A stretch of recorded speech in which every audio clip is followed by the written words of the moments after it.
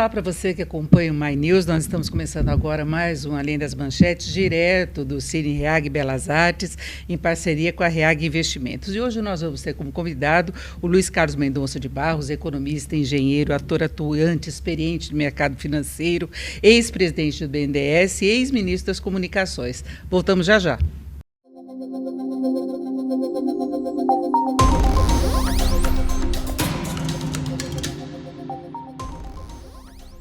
E vamos agora ao nosso Além das Manchetes, pelo My News, com o apoio da Reag Investimentos. E nós temos hoje como convidado, como eu já antecipei, o economista e engenheiro Luiz Carlos Mendonça de Barros, ex-presidente do BNDES, ex-ministro das Comunicações, aqui comigo a Mara Luque, também o Marcelo Fonseca, que é economista-chefe da Reag Investimentos.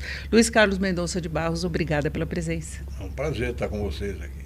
Fez parte de boa parte da história, né, da economia brasileira. Você deu uma resumida no currículo. Não dava, senão ia ficar meia hora. Assim, experiente, o mercado descobriu até que ele teve umas investidas aí na área de ator, então teatro, por isso que eu falei ator do mercado financeiro, muita experiência. Agora vamos falar desse climão que nós temos ultimamente na economia. A gente tem fatos concretos, preocupações concretas com a economia, o fiscal, juros nos Estados Unidos e tudo mais, só que temos uma postura do presidente da República, de Lula, colocando lenha na fogueira. Nós tivemos algumas entrevistas dele que foram impulsionando o dólar que bate na inflação, no momento de questionamento da política de juros. Como é que você avalia esse momento? Olha, eu estou com 82 anos, né? De vez em quando eu dou uma devagada, assim, não consigo mais focar meu pensamento, meus olhos, para uma coisa muito específica. Vou começar desse meu jeito, assim, certo? Então eu vou... E só para dar um pouco mais de caldo no que vocês falaram, o meu primeiro patrão foi o Roberto Campos, avô do Roberto Campos Neto. Eu comecei minha vida profissional trabalhando para o Roberto Campos, logo depois que ele saiu do governo, ministro do Planejamento. Então você vê que o meu viver na economia brasileira vai muito longe. Certo? E eu sempre tive esse lado de inovar um pouco na minha vida, o que fez com que eu mudasse em vários momentos históricos diferentes de posição. Certo? Sempre saía do mercado financeiro, mas voltava para o mercado financeiro. E com um olhar diferente, talvez, da maioria dos que hoje se chamam analistas da Faria Lima. Né? Faria Limers. Embora a minha convivência sempre foi conflituosa com esse pessoal. Na minha época, o conflito era com o Cláudio Haddad, que hoje é fundador do INSPER, e que era diretor do Banco Central, e eu era sócio de uma corretora. E nós brigávamos, porque já era o conflito, certo? Difícil de identificar, mas é um pouco entre os economistas clássicos da virada do século, lá para o século XX, evidente que nada igual, mas a mesma linha, né, de uma racionalidade perfeita do capitalismo, certo? E eu nunca comprei esse tipo de coisa. Tanto que, logo que eu comecei eu sou formado em engenharia, mas logo que eu comecei a transitar para a economia, eu caí o Keynes caiu no meu colo, né? Porque eu achava a visão do Keynes sobre o capitalismo uma coisa muito mais realista do que aquela visão antiga lá, evidentemente modificada um pouco por Chicago, aquele negócio. Então, a minha vida é uma vida de conflito entre duas linhas de pensamento que se opõem. Né? E foi por isso que eu acabei me vinculando muito ao PSDB, porque o PSDB era onde estavam os economistas mais adaptados a essa linha. certo? Você tinha um pouco à direita a PUC do Rio, certo? Um centro a USP e bem à esquerda a Unicamp. Então foi nesse ambiente que eu transitei com essa vivência final no governo do Sarney, que foi o momento mais importante, eu acho, da minha vida, para entender um pouco do Brasil. Porque o governo era uma zona, né? Briga, ninguém sabia direito, mas tinha uma responsabilidade terrível, que era, se não consolidasse a economia, todo aquele sonho até no processo democrático. Mas principalmente por causa disso. No fundo, a responsabilidade, eu tinha 40 anos, ainda era muito novo, o André tinha 32, ou perto, e tinha essa responsabilidade, né? Então, e tem um momento nesse período que é muito pouco explorado, principalmente, e que eu acho que é importante a gente trazer agora nesses 30 anos do Plano Real. Que as pessoas não esqueceram, não entrou. O Plano Real é um momento brilhante, o que é verdade, certo? Em que se tentou uma saída nova a hiperinflação. Só que esquece que, para que isso acontecesse, teve 3 anos no governo Sarney em que foi feita uma transição entre a economia dos militares, certo? E o realismo de um país como o Brasil democratizado. Então, um pouco Mas, Luiz Carlos, você não acha que está faltando isso hoje no pensamento econômico brasileiro? Porque você falou, você transitou entre Unicamp, entre PUC, entre USP e tal.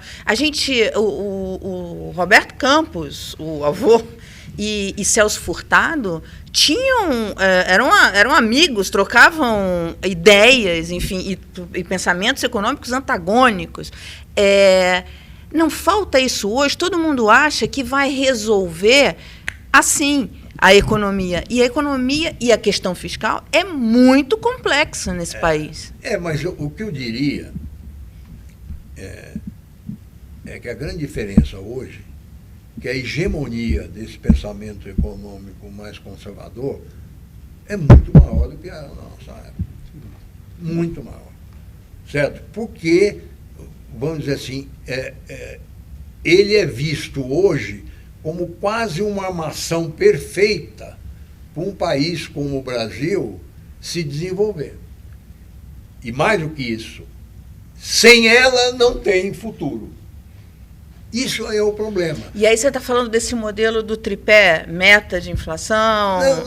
Não é um pouco voltar ao Keynes.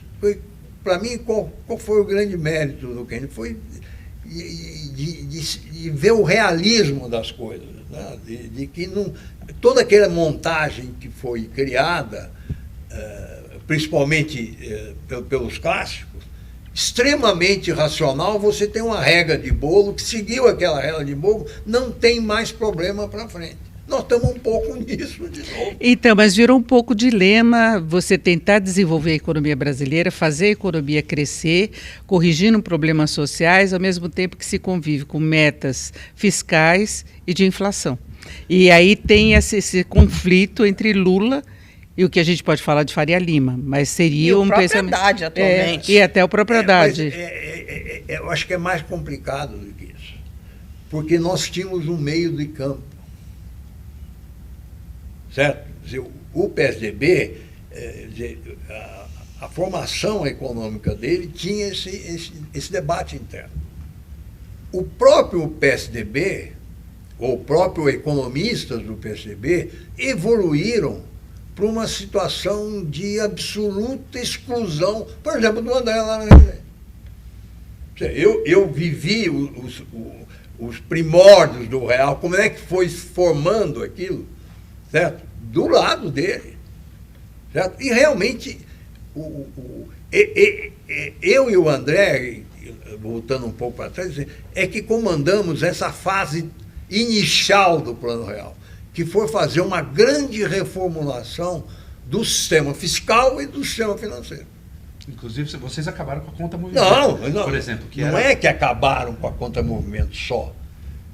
A nossa geração criou a Secretaria do Tesouro, porque a Secretaria do Tesouro foi criada e o Delfim Neto sentou em cima dela. Porque o Delfim Neto falou assim, por que eu vou ter um tesoureiro aqui para controlar o que eu estou fazendo? Caixa. Eu quero ter discricionalidade para usar meu caixa. Então, quando nós chegamos, e essa diversidade, né, da Unicamp, PUC, nos levou a fazer um grande debate exatamente da herança que tinha vindo do governo militar. E nós tocamos nas coisas. Né? A contra-movimento, era criar a Secretaria do Tesouro, foi criada lá com o Calabria, aquele negócio. E eu e o André, mais na área financeira, que era uma zona. Por exemplo, naquela época, um banco só podia ter conta-movimento dele no Banco do Brasil. Não tinha interbancário. Não é que não tinha. Era crime um banco operar com outro banco. Ele tinha que ir ao Banco do Brasil, fazer a operação dele de tomar ou dar dinheiro com o Banco do Brasil e depois... Quer dizer, o CDI não existia. Você imagine, a peça básica de um sistema financeiro é o interbancário. Então, e aí tem uma história que é fantástica, que... nós queríamos começar a mexer nisso. E tinha outras coisas. Né? Por exemplo, tinha um negócio assim, uma corretora de valores, os diretores tinham que ter maioria do capital. Então, por exemplo, o Bradesco, para ter uma corretora de valor, tinha que arranjar um laranja para ser o que tinha 51%, e tinha um monte de outras coisas. E aí, o Dilson Funari foi uma pessoa importante, porque ele...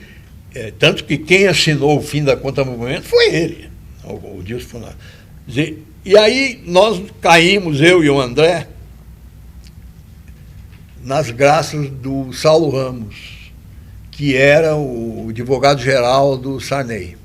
Explicamos para ele, e o Saulo Ramos era um cara que veio do setor privado, bem a favor da economia de mercado, e nós falamos, doutor Saulo, nós temos aqui algumas mudanças que nós temos que fazer no Banco Central, no sistema financeiro, e o que nos disseram é que a melhor forma rápida de fazer isso é o senhor colocar isso, o jabuti famoso, no decreto-lei.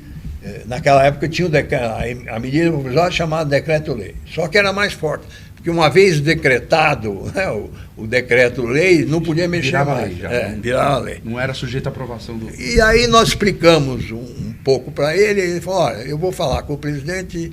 Aí um dia me chamou, eu e o André lá, falou, o presidente concorda com isso. Então vamos fazer o seguinte.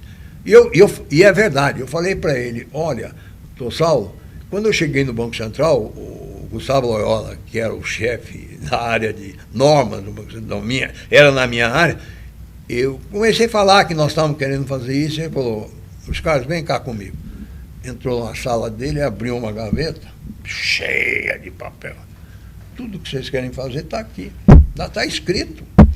É que ninguém teve coragem de fazer. Então, eu combinei com o Saulo Ramos o quê? A gente pegava, quando ele tinha um decreto-lei, ele me ligava, a gente escolhia com o Gustavo Loyola 2 ou 3 daquelas mudanças, levava para ele e ele enfiava no decreto-lei e está feito. Foi assim que o interbancário passou a não ser mais legal, as corretoras, um monte de coisa.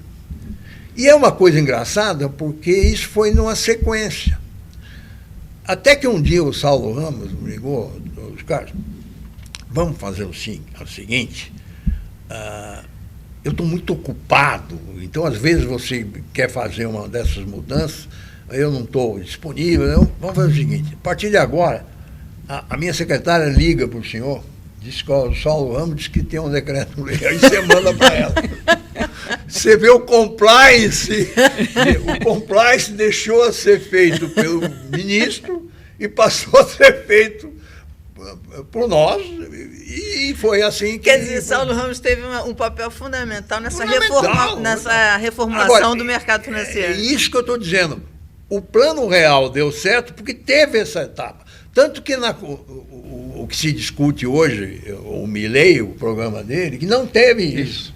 Vai dar com os burros, né? Você entende? Porque você capota inconsistências mais gerais do que o próprio plano econômico. Então, isso para tentar voltar um pouco para o Lula, dizer, a minha leitura sempre foi foi o que eu falei nessa palestra, e depois foi um frisson, porque no final me perguntaram... Palestra que você fez para uma casa de administração de recursos para os clientes. Uma palestra, uma pergunta que foi feita assim: doutor Luiz Carlos, o senhor acredita ou não acredita no governo Lula na questão econômica? Eu falei, lógico que não. Porque está errado do princípio, que é a leitura keynesiana errada, né? Que é a leitura de... O João Manuel uma vez falou, Mendonça, você tem que entender que na cabeça do Sarney, governar é gastar. Essa era... que é a mesma leitura do Lula. Políticos em geral, e é legítimo. Sim, o político vai querer gastar. Por isso que também não adianta você colocar o político em choque com a Faria Lima, porque um não entende o outro. Por exemplo, o que eu faria, eu acho que precisasse ser falado, né, é isso. Olha, o Lula, realmente, a ação do governo é importante para ativar a economia. Só que tem um problema maior, tem um limite. Cada sociedade tem um limite de crescimento econômico, mas de com estímulo... 80 anos de idade, tendo sido presidente... Não vai saber, por isso que vai dar errado. Governado sob condições muito mais duras de restrição, uma restrição externa severa quando ele assumiu, e tendo percorrido um caminho de maior responsabilidade, ele desaprendeu o que aconteceu? Não é que desaprendeu, exatamente isso. É que eles não entenderam o Manteiga, o pessoal não entendeu o seguinte: quando o Lula começa a governar em 2003, você tem o Palocci e tem o Meirelles.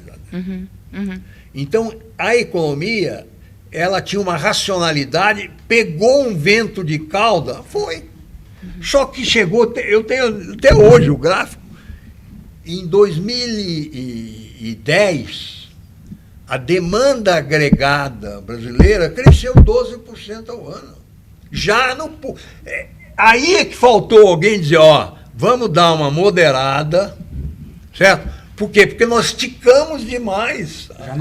Já não havia mais essas vozes da racionalidade. Não, é por isso que tiraram. Porque a voz da racionalidade deve ter chegado e falava, olha, isso aqui nós estamos esticando demais a corda, uma hora vai ter um infarto. Aí tiraram e puseram o Manteiga com AD. Só que aí aconteceu o que acontece se pegar um sujeito de 50 anos e o cara se entusiasmar com a esteira e ficar fazendo uma velocidade mal. Eu tenho um amigo meu que caiu duro no esteira. A economia brasileira caiu dura.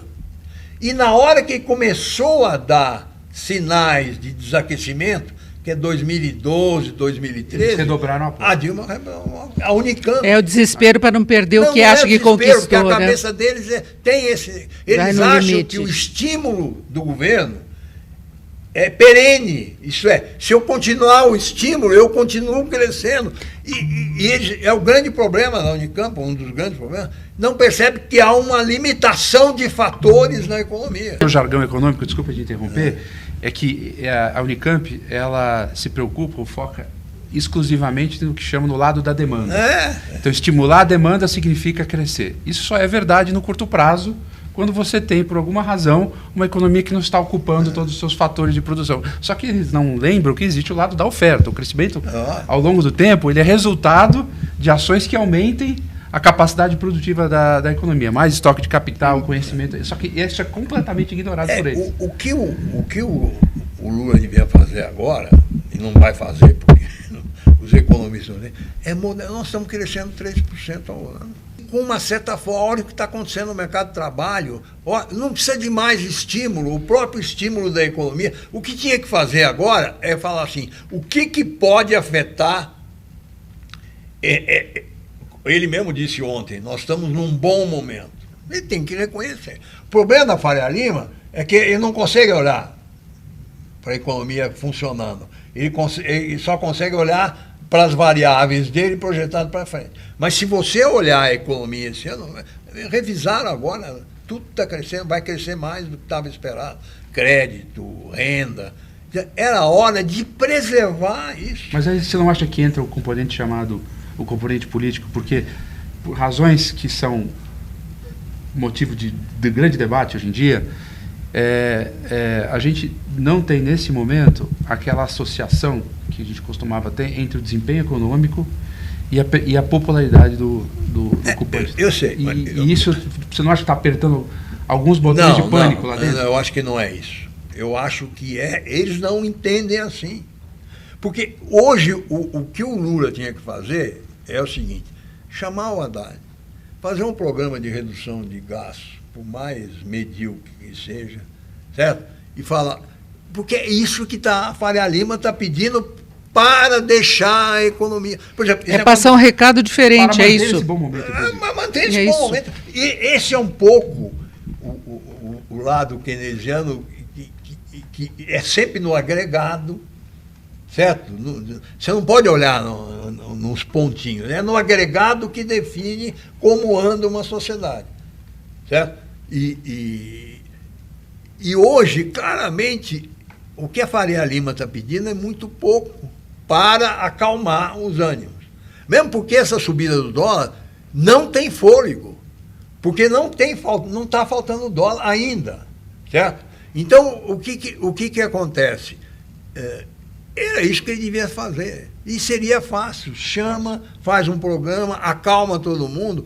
Ele chegaria em 25, com a economia crescendo 2, 2,5%, o emprego já tinha subido. Mas isso não entra na cabeça do economista do PT e muito mais na cabeça de um velho que já está ali passando da fronteira. Então, o que vai fazer? A minha leitura, eu não estou olhando muito isso, eu estou preocupado com outras coisas.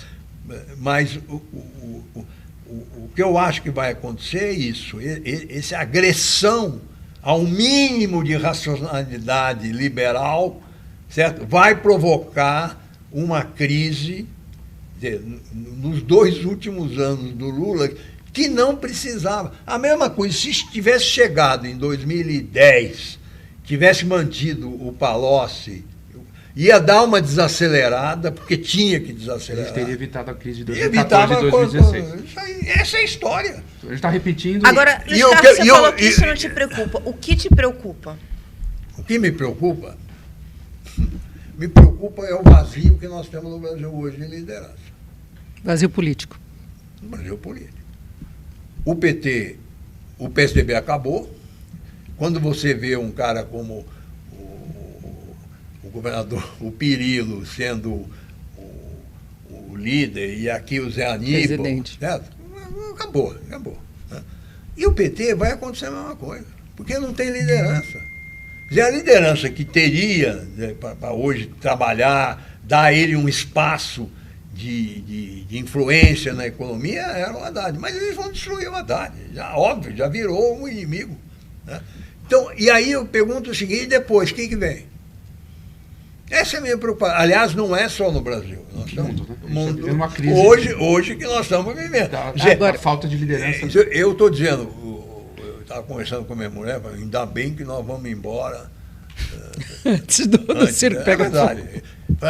Vamos ver o debate do Trump. Eu vou ver. O que eu vou fazer entender lá? Vou ficar mais assustado. E São Paulo, a Prefeitura de São Paulo? Eu estava conversando com alguns analistas políticos e diz o seguinte, olha, o resultado das eleições municipais no país que Lula está muito preocupado com essas eleições municipais e eles vão dar uma sinalização do que virá em 2026.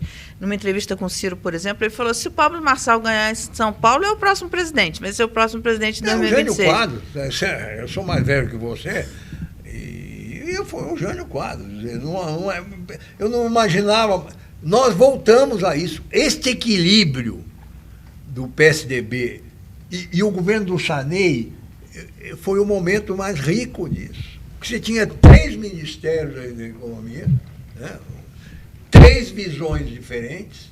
Agora você vê... E você tinha pontes entre essas visões? Não, e mais do que isso, você tinha um ponto comum que era consolidar a democracia. Então agora não tem nem equilíbrio político nem econômico. Não tem. Nós vamos para o bolo... Agora, tem uma história que é a única jornalista política que volta a falar nisso, a Dora Kramer, atualmente, em política não tem vazio. Certo? Agora, o que pode nascer como um caminho político no meio dessa mediocridade de coisa? Esse é o grande problema. E tem o cenário global que indica que os surgimentos não são bons. Lógico. Não, e a mais do que isso, nós estamos global. vivendo, o Brasil está vivendo hoje, um pouco a minha história lá da fábrica de caminhões, um momento muito importante. Porque nesse descolamento das placas tectônicas geopolíticas, nós temos que escolher um lado. Tem que se alinhar. E como nós não sabemos o que vai dar, não é um lado, nós temos que estar em 2 lados. Nós temos que estar do lado dos Estados Unidos e não podemos estar contra a China. O Lula está desequilibrando isso também. Então, agora, aqui um problema, é aí um pouco da minha história, a minha geração viveu muito intensamente o golpe, né, a radicalização, né, o golpe dentro do golpe? Dentro do golpe, certo? E depois a democracia. Certo? Então, é uma experiência que pouca gente teve. E os líderes políticos que tiveram essa experiência morreram todos. Luiz Carlos, você falou, Lula aos 80 anos não vai repensar, não vai... Mas na entrevista dele essa semana, ele fala que tem muito... Não lembro a palavra que ele usou, mas tem muito cuidado com a inflação, que a inflação é algo que preocupa ele, que o Brasil conquistou a inflação. Ele não fala plano real, mas, enfim, tudo que ele falou é o que foi conquistado com o plano real. Que o PT foi contra o plano real. O Lula também. O Lula também. Você não acha que ele aprendeu? Você não acha que ele dá valor à conquista da estabilidade monetária? Não, ele aprendeu o efeito da inflação. Mas não tem a menor ideia como é que preserva. Como. Agora, se houver uma piora acentuada da economia num prazo mais curto, eu queria, inclusive, saber se você não vê essa possibilidade, que leve a uma percepção de que algo diferente tenha que ser feito. Vai insistir no erro? E lembrando, inclusive, Dilma, quando chamou Levi, ela não tinha essa percepção de que era preciso mudar? Tinha. Chamou o Levi porque alguém deu palpite. Você está fudido aí mesmo. Ali foi um ato de desespero. Acho que foi um palpite do próprio Lula. Mas o Lula não tem mais experiência política? Hã? O Lula não tem mais experiência política? Eu sei, mas não, ele precisa entender o que é economia. Ele não entende, certo? Ele terceirizou o pensamento econômico na Unicamp. E esse pensamento econômico está cristalizado e não muda. Então, enquanto isso não mudar... Você acha que a Haddad cai?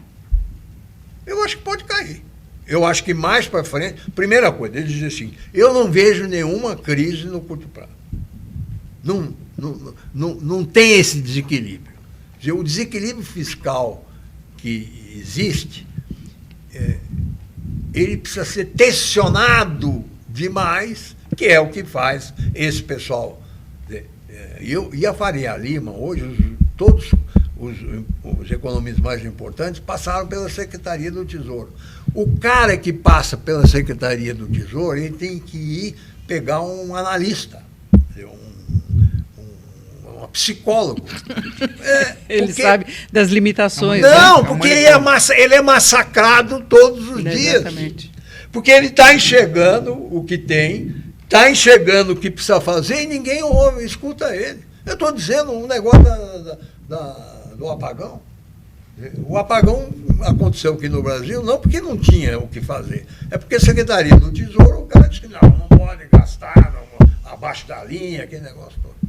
Certo? Então, esse pessoal vai trabalhar com a mente, depois torturado durante anos. Certo? Tem gente ótima do BTG, mas eu já vivi do lado com o secretário de Tesouro, é uma tortura, porque ali é aonde todo o conflito entre a parte política e a técnica acontece. O que você diria para o Seron? Coitado, ele tem que fazer uma análise. Mas Haddad hoje não está assumindo muito esse papel, porque ele tenta conciliar os interesses do Lula com o gasto, ao mesmo tempo ele negocia com o Congresso e ao mesmo tempo ele sabe o que tem que ser feito. Ganha alguma vez? Ele ganhou algumas vezes. É muito pouco. A batalha psicológica que está sendo jogada hoje é no nível do controle do gasto. Então, por isso que eu falei, o Haddad assumiu que seria a Secretaria do Tesouro, no final das contas, não? Porque ele tenta conter para produzir o resultado. A Secretaria do Tesouro não tem poder. Não tem. Não, eu estou falando do Haddad, por isso que ele puxou para ele essa tentativa de conciliar gastos e investimentos. Eu sei, mas ele está perdendo todas, porque vai perder todas. Porque é uma questão de falta de instrumento para executar uma política fiscal racional. Ele teria que ter o ok do Lula. E tem uma coisa que eu acho que é interessante, que torna o ex-secretário do Tesouro mais desequilibrado mentalmente do que poderia ser, é que a Secretaria do Tesouro brasileira é uma máquina perfeita. O Brasil tem burocracias, certo? Que são burocracias. O TCU hoje virou um negócio desse. Você entende? Então você. A própria Receita. Não todo, Banco Central. Então quer dizer o seguinte: os sensores que o governo tem para tomar decisão são perfeitos. O problema que você não consegue é criar um software para gerir isto junto com política e com ideologia. Isso que você falou ficou claro no governo Dilma, quando teve aquela rebelião dos técnicos do Tesouro contra o secretário com as pedaladas fiscais, lembra?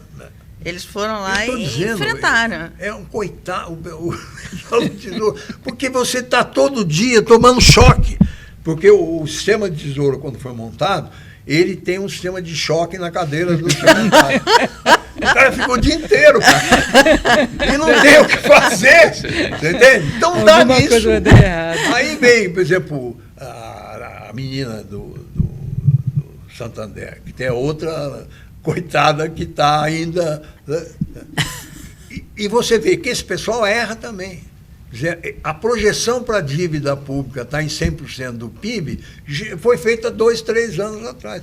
E você vê, ela está crescendo, mas está crescendo muito devagar, porque você tem crescimento. O PIB anda. Certo? O problema da dívida... E ainda tem arrecadação também, né? Não, e além do que seria isso. O último resultado de arrecadação veio bem... dizendo, nós estamos numa situação que se tivesse alguém, né, que dissesse, olha, nós estamos num momento favorável, então agora temos que preservar. Aproveitar o que está bom, né? Mas aí entra esse negócio. A popularidade, por outras razões, não tem nada a ver com isso.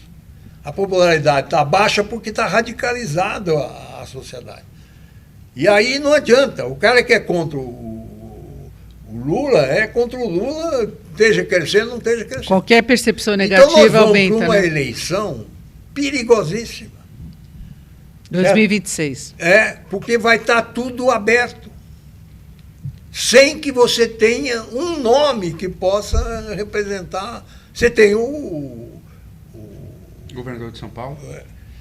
Está começando a aparecer. E aí, essa situação, eu já vivi isso. Quando você tem a mediocridade, você começa a se entusiasmar com menos medíocre, que me parece ele, certo?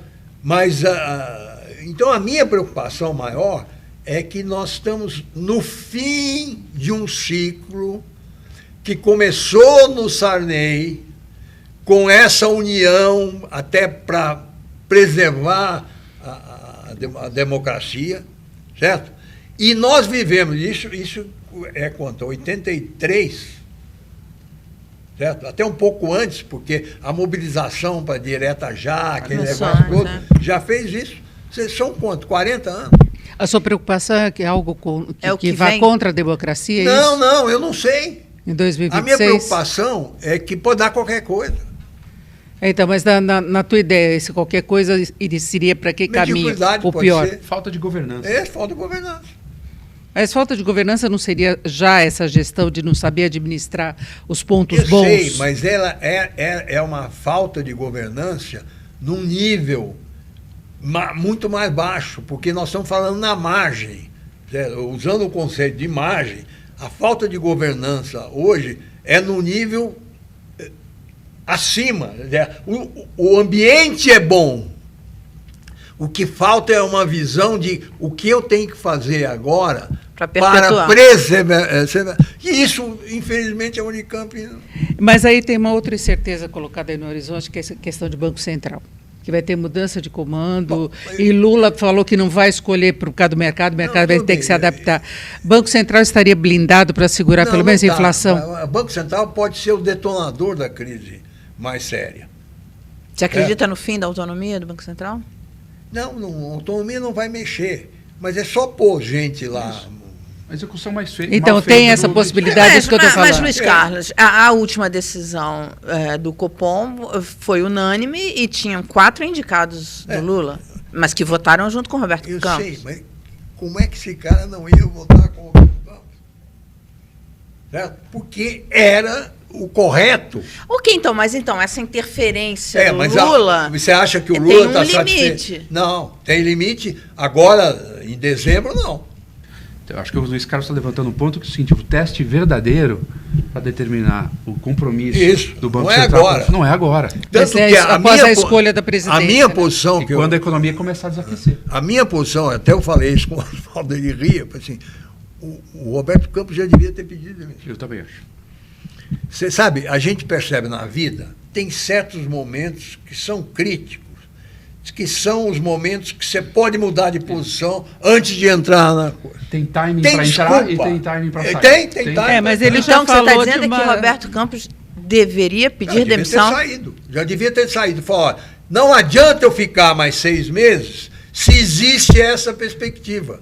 Antecipa. Sabe por quê? Tem uma palavra em inglês que é o ownership, de quem é dono da responsabilidade daquele valor, que hoje é o Roberto, está representado na pessoa do Roberto. E aí ele vira alvo, de maneira oportunista, dessas pressões políticas em relação ao Banco Central. Talvez ele queira entregar algo diferente. Ele já falou em transição antecipada. Então, talvez ele saia antes do final do ano. Está errado. Mas ele pode sair antes do final do ano, eu acho. Lógico, já devia ter saído. Eu acho que ele deve sair antes, porque ele falou que ele quer fazer a transição. Que fala o seguinte, olha, eu quero alertar que um dos erros do sistema atual, que é copiado de outros lugares, é que quando existe a transição foi feita para você acomodar mudança de direção do presidente da República. Certo? Então, vem um que é a direita, entrou a esquerda. Antigamente, como é que é? Zera tudo e começa de novo. Aqui dá um tempo, 2 anos, para você acomodar essa transição. Só que o que acontece, quando há uma questão radical de o presidente da República ficar xingando o presidente do Banco Central toda hora, não dá para esperar, porque a partir de agora, ninguém está olhando para o Roberto Campos, certo? Está olhando para o que vai acontecer depois. Pato manco, de uma certa forma. É um pato manco. No jargão. Eu, se fosse ele, teria feito isso. Olha, para preservar o sistema, certo? Eu vou entregar meu cargo à disposição do presidente da República, ele faça com isso... No momento que ele faz isso, o presidente da República ele vira o dono do processo. E é a responsabilidade dele. Então, mas o fato de o Banco Central... Então, mas o fato de o Banco Central ter autonomia não se pode contar, por exemplo, que ele indique alguém que perceba que não dá para fazer o jogo. O Lula indicar alguém... Não, esse alguém que ele vai indicar, eu não sei se vai ser o Galípolo, exatamente porque houve essa convergência de decisão, mas ele indicando alguém que perceba que não dá para... Se o Galípolo é inteligente, ele já mandou essa mensagem para o Lula. Olha, presidente, para me preservar como seu presidente, eu preciso votar a favor, porque só aquela reunião que teve a meia-meia já viu, mostrou o que vai acontecer. E estava na cara. Dizer, por isso estou dizendo, em janeiro, eu me lembro de ter conversado, falando o seguinte, olha, nós temos um problema em junho. Porque em junho o mercado não vai esperar acontecer. O mercado não trabalha assim. O mercado, quando tem um evento grande para frente, ele toma a decisão antes. Então, aí nós vamos ficar agora com esse... A curva de juros já tem mostrado isso. Agora, Galípolo teve uma reunião particular com Lula no dia que foi divulgada a ata. Os dois se encontraram, não falaram a respeito do que foi, ele esteve lá e conversou. Aí sim, o Lula, eu acho que numa hora dessa, ele desce um pouco para... E deve ter falado para o Galípolo. Tudo bem, eu entendo sua posição, agora eu vou descer o pau em você. Mas ele até disse que gosta depois, né? Eu sei, mas então a gente tem que... Agora, achar que o Lula passou de uma hora para outra até a compreensão maior desse jogo da economia, esquece. Não. E depois ele tem os radicais dele. Eu acredito que o Galípolo teve essa conversa com ele. Olha, presidente, você me desculpa, você ouviu o que aconteceu com os votos? Não, com os votos. Uhum. Não dá. Agora também são 3, 4 meses, isso não vai fazer diferença nenhuma, certo? E foi o que aconteceu. Agora, o Roberto Campos deu uma de que eu sou o maior do que as coisas. Ele devia ter... Era isso que tinha que fazer. E aí tinha uma imagem...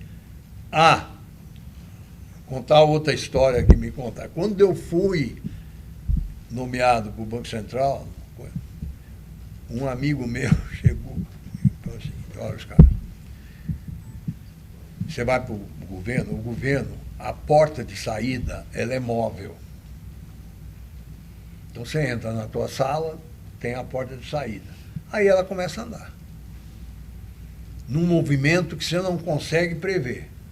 Então, a hora que você tomar a decisão de que chegou a hora de você sair, a hora que a porta passa, você sai. A porta passou para ele e ele... Agora, quando é que vem essa? Não tem, agora não tem mais essa porta. Agora ele tem que ir até o final, certo? E fazer a transição para um maluco que possa acontecer. Acho que não vai ser maluco, eu acho que vai ser uma visão um pouco mais cautelosa. O Banco Central tem que ser cauteloso. Até porque a burocracia leva a isso.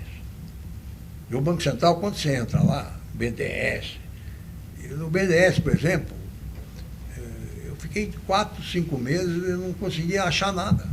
Eles não me mostravam porta, chave.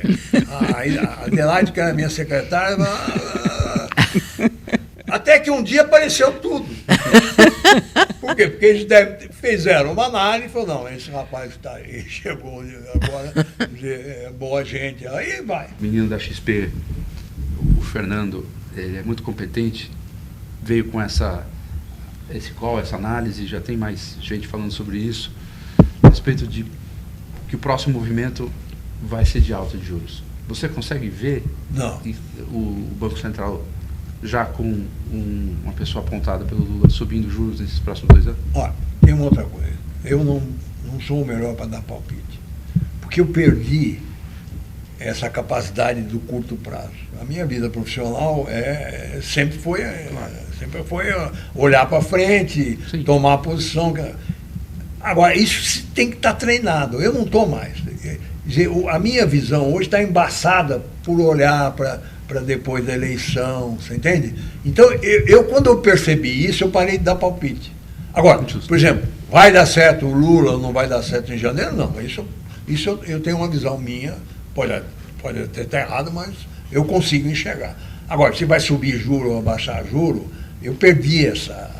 Não, o que eu estava pensando do Banco Central é se a autonomia formal, né, por lei, não deixa blindado o futuro presidente, independentemente de quem for eleito, ele percebendo que a situação está ruim, ele tem uma postura técnica. Ajuda. Porque ele pode falar, ó, dane-se, como ministro do Supremo, que é indicado, a partir do momento que ele tem a carreira dele garantida, ele pode ter votação independente do que foi. Eu sei, mas... Não vai ficar agradecido a ser indicado. Eu sei, mas não num momento tenso como esse. Você entende? Porque o Lula, a Janja vai chegar para ele, olha, o Lula, não se esqueça que esse presidente vai te levar até a eleição. É isso que ele vai olhar. Esse presidente é o sujeito que pode definir o seu sucesso ou fracasso em 26. Então, o que eu preciso? Eu preciso de um cara que me diga o que vai fazer. Eu chamo o Galípolo, tudo bem, eu entendi isso. Agora, você vai chegar uma hora, eu vou te chamar aqui e vou te perguntar, é para valer ou não é para valer daqui para frente? Porque se não é para valer, eu vou te trocar. Agora, afrouxar a política monetária se a inflação estiver pressionada sem ajuste fiscal, antecipa a crise. Mas não vai, não dá tempo. Que a crise não vai aparecer de uma hora para outra. A questão fiscal, e o pessoal mesmo, o pessoal do Secretaria do Tesouro, sabe que não é para agora. Para quando é? Bom, isso é se tiver 4, 5 anos. Porque você olha... Então ele não chega a 2026 pressionado por uma crise fiscal? Não acredito. Não acredito, porque o Brasil... Isso é bom politicamente para ele. Porque a economia está... Mas eles não sabem disso. Desde que de novo, na eventualidade de se desenhar uma eleição difícil e que comece a despertar um certo pânico, desde que eles não tomem medidas para redobrar a aposta e antecipar a crise fiscal, que é sempre o risco. E deixa eu vamos olhar para uma coisa. Eu fiquei impressionado hoje, o Fernando Monteiro, que é o cara que eu terceirizei essa coisa de oráculo. Ótimo. E ele trabalhou lá ele trabalhou com o Amadeu, acho que lá na... Não, ele trabalhou com o Fernando, o meu irmão, o José Roberto. Eu li rapidamente o comentário que ele veio, assim, saiu os dados do primeiro trimestre, todos eles acima do que a Faria Lima está prevendo. E todo mundo já está revisando. Por exemplo, o crédito cresceu muito mais nesse trimestre do que estava previsto. O que o pessoal fez? Já jogou para frente. E ainda nós não estamos naquele ponto de 12%. Quando a demanda está crescendo 12%, aí, minha filha, agora já foi. E isso não vai reverter até as eleições, até o fim do ano. Certo? Então, a gente precisa entender que esses neuróticos da Faria Lima, que são neuróticos porque viveram um massacre na Secretaria do Tesouro, certo? Eles sempre reagem como uma coisa fosse acontecer agora. E não é verdade.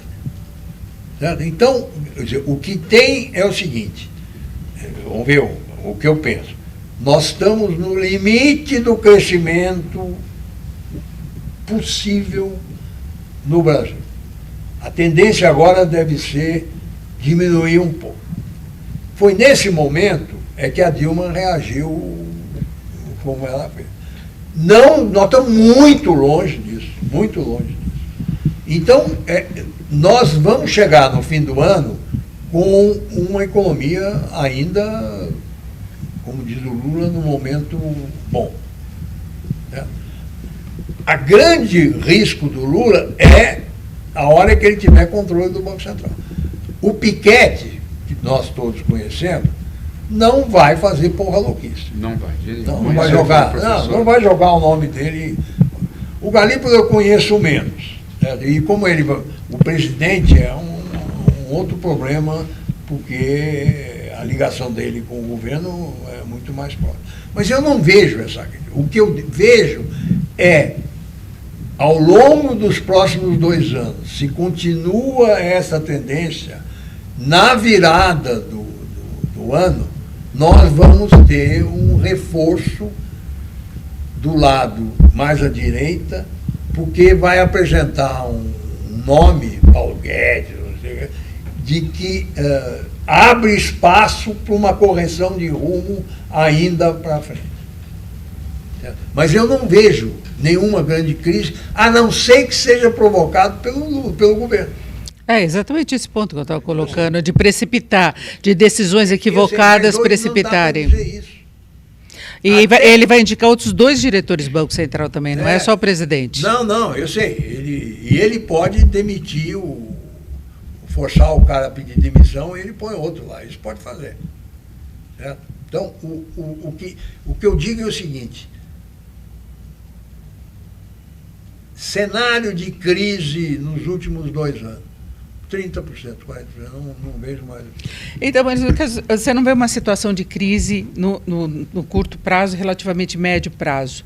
Mas você vê alguma chance de sucesso dar certo? Não. Então nós vamos ficar nesse vai, não vai? É isso aí. É uma vida medíocre. É medíocre. Vai, não vai, é isso. Porque o tipo de política econômica do Lula leva a isso. Porque juro alto, crescimento baixo. Não, o juro alto, e ele está preocupado em dizer que o salário mínimo cresceu mais que a inflação, que não sei o quê. Dizer que ele não percebe que isso também hoje, nesse divisão que nós temos, isso não quer dizer nada. Agora você colocou como importante a transição, por exemplo, da época do Sarney, e muita gente que na época trabalhava falou que o Sarney teve esse tipo de problema, que ele comemorou muito o efeito do congelamento e depois ele insistiu no processo. Ele não fez os ajustes necessários. Então é aquela questão de falta de percepção política da hora da mudança. Olha, ninguém nasce no Maranhão e vira presidente da República se não vai fazer uma grande cagada. Esquece. Não tem essa possibilidade. Certo? Mas a transição mais importante, então, foi a percepção da necessidade de mudar. Olha, ele gostou da comemoração do congelamento. Eu vou contar uma outra história para você. Uma reunião de Carajás, você lembra?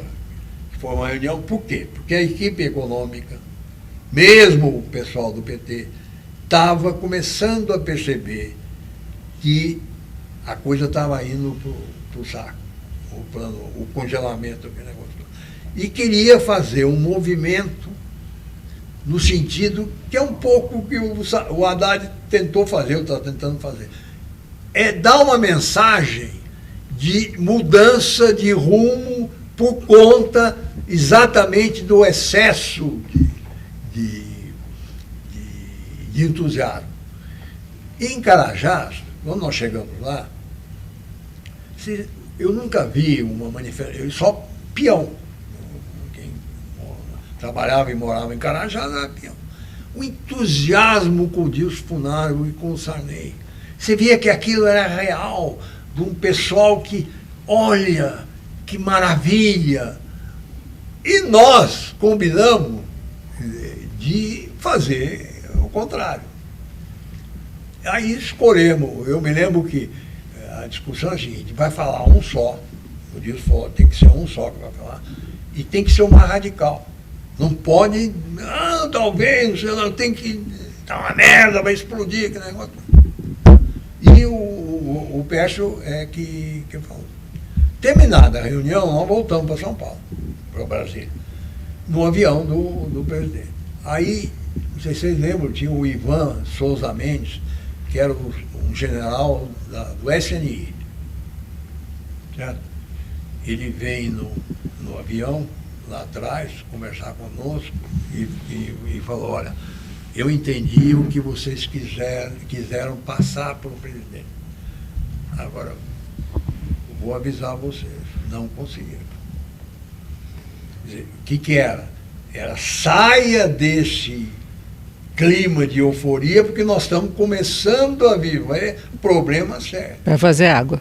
Agora, por quê? Você entende? E aquele ambiente, devia ter feito uma reunião num seminário de jesuíta, alguma coisa, porque no meio daquela massa, não tem. Não dá, é euforia populista, né? E eu me lembro que nesse período, o Dilson chamou o pessoal, o André, o Pércio, para jantar com ele num restaurante que tinha ali, lá numa torre de vidro que tem ali na Faria Lima. No prédio da Com. Da Com. Eu lembro dessa história, você já me contou essa história. Tinha um restaurante lá. E ali você tem a Augusta, a Europa, a 9 de Julho, a Faria Lima. Você olhava aquilo, só tinha carro, farol. E eu, que era o mais velho da turma, cheguei pro André, fodeu. Agora, então, aí PIB para tudo isso. Então, e aí o resultado disso tudo foi o Collor. Essa é a sua preocupação? Mas Agora é diferente. Porque o radicalismo dá uma dinâmica. É pior. Diferente. É pior. No Collor não tinha isso, e a Globo escolheu errado, e a Globo é que elegeu o Collor. E o discurso dele. Essa vez é diferente. Agora tem as redes sociais. A sociedade tem posição. algo que não aconteceu lá atrás e que pode mudar isso é você ter uma atração de investimentos proporcional a essa demanda, enfim. Mas não está tendo, né? Não dá tempo. O investimento para virar, e hoje, o que demanda... O Fernando Monteiro fez um gráfico ontem, não sei se você viu, fantástico, do IPCA. Ele dividiu por grupos, sensível a salário. Né? A inflação, tem uma inflação aqui embaixo, aqui tem um salário que vem para cá. Então esquece. Tem uma inflação contratada para os próximos... Tem um desequilíbrio macroeconômico. macroeconômico. De você ter mais demanda para caber no PIB. Não é fiscal. O fiscal talvez esteja na origem disso, né? Não é no fiscal. É um desequilíbrio primário. Não tem produtividade, de oferta, né? Não, nem produtividade. É oferta e demanda.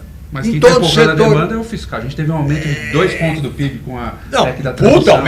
Puta aumento. Não foi só, mas foi. Não, se você vê o choque fiscal do ano passado, é uma barbaridade. Agora, o que atrai investimento, Luiz Carlos? Atrai investimento, primeiro, o ambiente macro do mundo, certo? E segundo, tamanho. O Brasil tem esse lado. Sempre teve isso, né? Sempre teve isso. Potencial. Agora, você vê, por outro lado, vários entrantes saintes que se ferraram aqui. Certo? Por exemplo, eu estava contando a história. A Amil foi comprada pela maior empresa americana de saúde. Perdeu um dinheirão, foi embora e vendeu um picareta para o dono antigo, porque é o cara que sabe navegar no que tem aqui. Agora, o Brasil tem uma boa história. Certo? Uma coisa que nós temos hoje, que a história passada não tem, nós temos uma estabilidade na parte externa fantástica. Então, uma das razões que eu acho que você coloca corretamente, por que a gente não identifica um gatilho para uma crise aguda? A gente tem uma crise crônica, ela está ali embaixo do capô esquentando. Mas a falta do gatilho é porque as contas externas... É juro e o equilíbrio... Contas externas. Ligado ao ar. Isso amortiza um pouco, certo? E você vê, o juro, ele tem uma componente de destruição de investimento, porque se você vai descontar o lucro de qualquer projeto seu a 12, e comparar, morreu. Agora, o Brasil já faz muito tempo que está nessa faixa de 2% de crescimento e não sai disso da média, né? Essa coisa da mediocridade já é um histórico do país. E olha, a taxa de crescimento de um país depende da sociedade, meu irmão. Luiz Carlos. Depende da sociedade. Então, a sociedade brasileira é um pouco isso. Ela tem uma necessidade, por fatores, inclusive ligados à desigualdade, de descontar muito o futuro e olhar para o presente. Então, se você valoriza muito o presente e o juro capital, ele de uma certa forma é uma variável que capta essa preferência da sociedade. Gosta de benefício, Pelo gosta de hoje, programa em social, detrimento do gosta amanhã. disso, gosta dos Só lobbies, sacrifica né? crescimento. Mesmo do lado empresarial, Mesmo, gosta sem de uma isenção tributária, de um Agora, incentivo. Luiz né? Carlos, você é uma pessoa, um cara celebrado no mercado financeiro como um grande trader, enfim, um cara que sabe ganhar dinheiro no mercado financeiro. Você falou para mim que não quero fazer projeção nenhuma, não faço nada. O que você está comprando? O que você está vendendo? Nada. Meu dinheiro, meu filho, está terceirizado. Não quero uma encheção de saco de ter esse tipo de... Não quero. Eu quero assim... Sério? Você não está preocupado? Estou preocupado com o Trump, com não sei o quê. Você não dá nenhum pitaco de coloca aqui, coloca ali, não? Nem com juro pagando, nem título pagando 6 real, 6% eu não tenho esse real? Problema. Eu não tenho esse problema. Eu já passei da minha fase de ostentação, aquele negócio todo, já passei por ela. Hoje tenho uma vida muito mais calma. E aí só me falta ficar não dormindo de noite porque eu estou... Está tomando o calor do DI, né? Porque teve uma fala que bagunçou o mercado todo, é isso, né? Agora, isso não implica em que eu tenha a minha posição. Eu sei, entendo um pouco. E por isso estou dizendo, eu me preocupo menos no médio prazo com o Brasil do que no longo prazo. Porque nós podemos... Não esqueça que a gente vem de 40 anos em que tem uma certa racionalidade. Mesmo no Collor, foi um negócio tão rápido, né, que o sistema corrigiu. não deu tempo de fazer nada. Certo? O problema é que isto, que foi a massa crítica desse período, desapareceu. A polarização política veio desde 2018. Mas não deu tempo. A mudança política mesmo do país. Não, mas ela ainda não entrou na... Esse processo está em curso ainda. Não Pode entrou piorar. nas pessoas ainda, não tem. Agora, as eleições que nós vamos ter, e você veja que a sociedade acomodou escolhendo o Lula. Certo? Quem não gostava do outro lado, tinha um lado. Agora não tem mais. Não tem alternativa. Como é O que PT você vê? acabou. Então, eu acho que as estruturas que numa democracia são representativas, são fundamentais, que produzem essa estabilidade, que são os partidos, eles realmente estão muito enfraquecidos, embora você possa argumentar que com as cláusulas de barreira, reduziu muito. você vai ter uma redução e talvez você chegue a ter um modelo em que volte-se a criar alguma identidade. Você tem um partido hoje de centro, que é o PSD, que de uma certa forma, acho que de uma forma bastante imperfeita, mas de uma certa forma ele está ocupando o espaço que pertenceu ao PSDB, nessa entre a centro-esquerda e a centro-direita, com o trabalho do Kassab. E a gente tem no lado das... O PSDB mais recente era mais centro-direita do que centro-esquerda. Perfeito. Eu estou pensando no PSDB ao longo do... O PSDB evoluiu nesse sentido. Nesse sentido. E foi a racionalidade econômica que levou para esse lado. E do ponto de vista das lideranças individuais, eu talvez não seja tão pessimista no médio prazo. Você olha no mapa dos governadores, a gente tem lideranças mais novas, bastante interessantes surgindo. Mas ainda que são muito melhores do que essa geração que está saindo. Não dá para ter o governador de Goiás como candidato a presidente da República. Desculpa. Porque o que Caiado. despontava era Caiado, Zema, Eduardo Leite, que teve toda essa crise lá que foi administrada e que deve sair do contexto, né? E Tarcísio. No Paraná. Eu sei, mas ainda Catinho muito Júnior. pouco mesmo. Eu não consigo enxergar saída por aí. Ninguém com força política. Agora, o que a gente sabe que a Dora Kramer sempre fala é o seguinte: vazio não vai ficar. Então o risco é de a gente preencher esse vazio com alguma coisa. Alguém que ainda suja. E aí assim, é normal. Porque nós temos 40 anos com uma certa estabilidade de comportamento. Certo? E o PT fazia parte dessa estabilidade. Com toda a porra louquice que às vezes tinha, ele fazia parte dessa estabilidade. Porque, no fundo, era o PT que puxava o PSDB para a esquerda. Agora, não vê no seu horizonte, não teria essa possibilidade de reeleição do Lula? Não. Ele não vai ter condição política disso? Condições físicas, políticas. A questão física está colocada nos Estados Unidos, né? Não, eu sei, mas lá é outra questão, certo?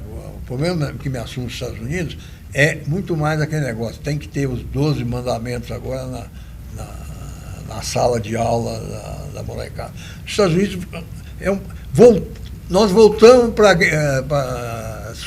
a guerra civil. O mundo, na verdade, está retrocedendo, talvez porque a geração mais nova não tenha a lembrança do que foi o resto. Mas isso faz parte ou porque falhamos na distribuição de renda, de redução de desigualdade. Não dá para saber. O problema é o seguinte, o mundo é muito complexo, certo? Ainda mais agora com esse negócio de imigração, redes sociais, aquele negócio todo, mudou a dinâmica. O que você tem que ver, assim, não pode um cara que tem 29 anos, certo, ser candidato a presidente, a França. Vai ser primeiro-ministro, porque aquele... Não pode. O cara com 28 anos... É o preposto da Marine Le Pen. Então, por isso estou dizendo, agora, eu cumpri a minha parte. Certo? Eu até falo para os meus netos mais velhos, olha aqui, seu avô cumpriu a parte dele, agora o problema é seu. Se vire. Mas qual o conselho que você dá? Não dou conselho nenhum. Nenhum. Que a Mara está perguntando, está comprado em quê? Para o teu neto, nada.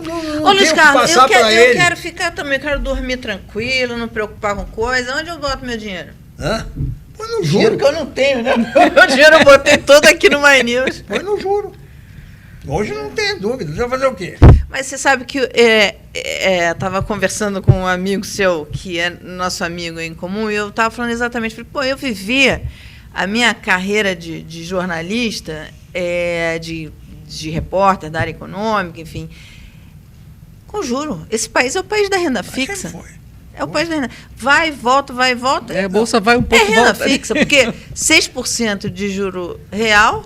Mas é impressionante que a Unicamp não entenda isso, que o efeito colateral desse keynesianismo de moto contínuo que você definiu aqui é a gente viver numa sociedade que o único negócio economicamente atrativo é o juro. Mas a Unicamp também está passando por essa fase de mudança de geração. Certo? Verdade. Uma coisa é a Conceição, certo? Apesar da... tinha uma capacidade de raciocínio de discutir. Hoje não tem mais. Hoje virou uma igreja, uma seita. Da mesma forma como a Faria Lima não... Você falou assim, como é que o PT não entende, a Unicamp não entende juros? Eu diria, como é que a Faria Lima não entende a sociedade que nós temos? Eles não entendem. Eles acham que isso aqui, qual é o mapa, qual é o soft que eu tenho. É isso aqui que tem que fazer. Não é muito assim. descolado da economia real, né? Não, da sociedade real. Da sociedade, Eu tive a grande vantagem de ter vivido no Fernando Henrique, é que você tinha esse debate. As pessoas entendiam. Não tinha esse debate. Certo? Então, você vê, o Bolsa Família foi fundamental a criação. E na época, outra coisa, você pega o SUS. O SUS é fruto de um governo social-democrata, que mistura racionalidade. Por outro lado, quando você ficou racional demais, você gerou apagão. Porque não tiveram capacidade de perceber se a Eletrobras a Eletrobras tinha um software mundial para calcular risco de apagão. Não vamos em frente. Não vamos investir, é isso. Não vamos investir. Então, quer dizer o seguinte, eu tenho assim, um orgulho danado de ter vivido esse período. Porque era um partido realmente aberto. E aonde você tinha... todo mundo dando o seu... A Dona Ruth, o Sérgio Mota, você entende? E não temos mais isso. E o PT não tem isso. Porque o PT também, como a Faria Lima, tem ali um protocolo rígido, que vem da doutrina, mas é um protocolo rígido. E quem foge tem o fogo amigo interno. Quem pensa diferente, né? É o que está acontecendo mais ou menos com o Haddad agora. O Haddad... A diferença do Haddad com o Palocci é que o Haddad é muito santo para fazer esse papel. O Palocci era, tanto que depois... certo? Mas ele era muito... O Haddad me dá a cara de um sacristão de igreja. Entende? Quem me impressiona é a força de vontade que ele tem de lutar, cai no chão, leva uma rasteira, levanta, vai, certo? E isso está tendo um efeito muito positivo pro... Mas é isso que eu ia falar, isso que você está falando, ser um cara correto e tal, só depõe a favor dele. Não, eu sei, minha filha, mas a vida não é... O que faltaria? Ele bater de frente com o Lula e convencer o Lula, é isso? Não, ele não consegue. Não consegue. Eu acho que ele está no papel dele... Agora, é um papel de um perdedor. Certo? Ele vai passar para... Agora a grande derrota dele é junto ao Lula. Junto ao Lula não, junto aos interesses. Como o PT olha... Essa coesão do função, PT. É isso, é o que aconteceu com o Jean Paul Prats. É isso. O Jean Paul quis romper com o compadrio do PT na Petrobras. Foi embora. Você vê, o Palocci, ele cai quando ele começou a perceber que tinha que segurar e começou a segurar e a própria dinâmica macro mandaram ele embora. Puseram lá um coitado, né, que 12% ao ano crescia a demanda interna. E a demanda interna tira fora a parte externa. Exportações líquidas. Agora entra Haddad, se sai Haddad, tem Simone Tebet, tem a posição do Alckmin também, não é? Quem? Não? Alckmin não? Quem? Não. Mas ele tenta manter o discurso de equilíbrio. O Alckmin, eu trabalhei com ele, é um medíocre. O Alckmin não tem nada do PSDB. Ele foi um caso típico. O Covas precisava de um vice que não enchesse o saco dele, aquele negócio todo. O Covas morre. Ele vai no embalo, né, como governador de São Paulo, mais uma mediocridade. Ele tinha um caderno. Você ia conversar com ele, de vez em quando você falava alguma coisa, assim, fala, menos, peraí, repete aí como é que é a história. Porque mais para frente ele vai citar isso em alguma coisa. Coitado. E está fazendo um papel. É que o PSDB acabou, não dá nem para comparar. Né?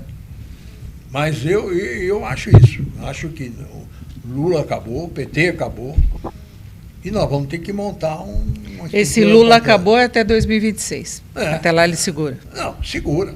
Lógico que vai segurar. Pô, a economia está crescendo 3%. Você viu o emprego, o que subiu, o salário está subindo.